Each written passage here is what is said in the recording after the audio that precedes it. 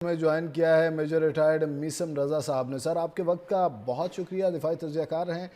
سر اس وقت جو سچویشن ہے، ایک طرف درخواستیں کر رہا ہے افغانستان کے ہم سیز فائر کرنا چاہ رہے ہیں، اور دوسری جانب پھر فائرنگ بھی وقفے وقفے سے شروع کر رہا ہے۔ اس ساری صورتحال کو آپ کس طرح دیکھ رہے ہیں؟ یہ کیا معاملہ ہے؟ باز کیوں نہیں آ رہا افغانستان؟ وہ ایک پنجابی کا بڑا اچھا سا محاورہ ہے کہ مال مالک کی نہار ہوتا ہے۔ مال مالک کی نہار ہوتا ہے کہ کسی کا گھوڑا ہو نا تو اس کی بہت ساری عادتیں اپنے مالک کی ہو رہی ہیں، اور کسی کا کتا جو ہوتا ہے وہ بھی اپنے مالک کی طرح ہی ہوتا ہے، جو مالک کی عادتیں وہ آہستہ آہستہ اڈاپٹ کر لیتا ہے۔ تو ان کا مالک جو ہے وہ جے شنکر ہے، مودی ہے، تو جو ان کے مالک نے حرکتیں کی وہی یہ افغانی ابھی کر رہے ہیں۔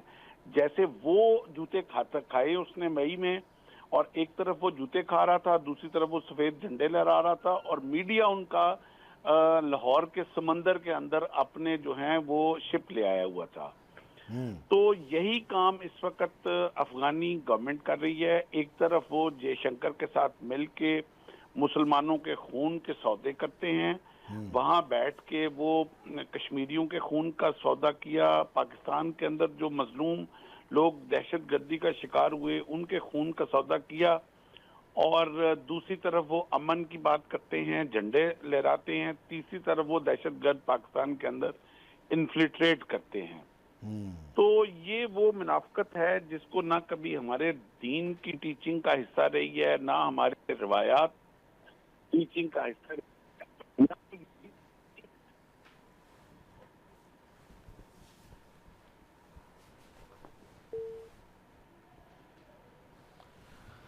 دوبارہ رابطہ کرنے کا کوشش کریں گے۔ دفاعی تجزیہ کار میجر ریٹائرڈ میسم رضا ہمارے ساتھ موجود تھے۔ آپ کو بتائیں کہ اس وقت فتنہ الخوارج کے حملوں کو ناکام بنایا جا رہا ہے اور افغان طالبان کو منہ کی کھانی پڑ رہی ہے۔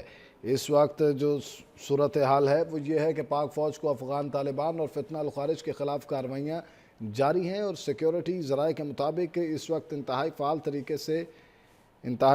طریقے سے ہماری پاک فوج جو ہے وہ سرحد پر موجود ہے۔ نیّر علی ہمارے ساتھ موجود ہیں، بیورو چیف اسلام آباد سے، انتہائی زیرکی سے تمام معاملات پر نظر رکھتی ہیں۔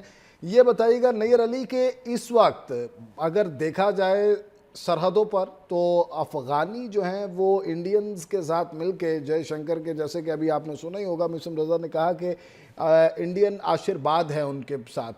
ایک طرف وہاں پر ہماری سرحدوں پر تناؤ ہے، دوسری طرف ہمارا جو انٹرنل میٹرز ہیں وہاں پر بھی ایک مذہبی جماعت جو ہے وہ یلغار پر اتری ہوئی ہے، اور ایک عجیب و غریب سا وقت دیکھنے میں آ رہا ہے اس وقت یہ احتجاج بھی ضروری نہیں تھے، یہ معاملات بھی ضروری نہیں تھے۔ کیا آپ اس کو لنکڈ اپ دیکھتی ہیں ان دونوں چیزوں کو؟